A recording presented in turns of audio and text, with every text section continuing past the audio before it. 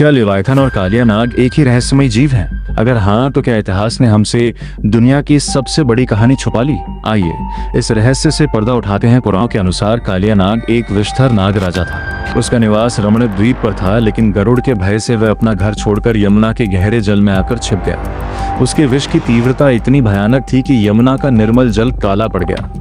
पेड़ पौधे मुरझा गए, पशु पक्षी उस तट के पास आने से डरने लगे और मछलियां तड़प तड़प कर मर लगीं। पूरा वातावरण मानो मृत्यु की छाया में डूब गया। तभी वृंदावन में बाल रूप में विराजमान कृष्ण ने इस अन्याय को समाप्त करने का निश्चय किया। वे यमुना में कूद पड़े, कालिया नाग से युद्ध किया और उसके फनों पर चढ़कर दिव्य नृत्य किया।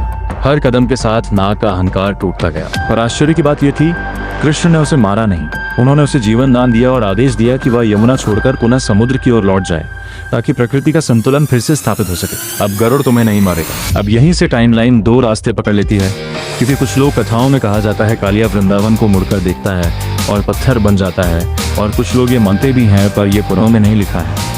वहाँ सिर्फ इतना लिखा है कि कालिया रामनका के लिए वापस निकल गया। उस यात्रा में उसके बाद क्या हुआ, वहाँ हिस्ट्री बिल्कुल शांत है, और अब उसी खामोशी में एक थ्योरी जन्म लेती है, लॉस्ट जर्नी। क्योंकि कुछ स्कॉलर्स ने बताया कि यमुना से समुद्र तक पहुंचने के बाद कालिया ईस्ट नहीं बल्कि वेस्ट की तरफ गया, अरेबियन सी, रेड सी की तरफ, और पहुंच गया कैनानाइट की कोस्ट पर। अब वहां से हमें कई कहानियां मिलती है कैनानाइट मैथोलॉजी में कि एक सी मॉन्स्टर आया था वहां, जिसका नाम उन्होंने लोटन रखा, एक मल्टी हेडेड केओस सर्पेंट जो वहां के लोगों को, ओशन को प्रोटेक्ट करता था दूसरी एंट्रीज से।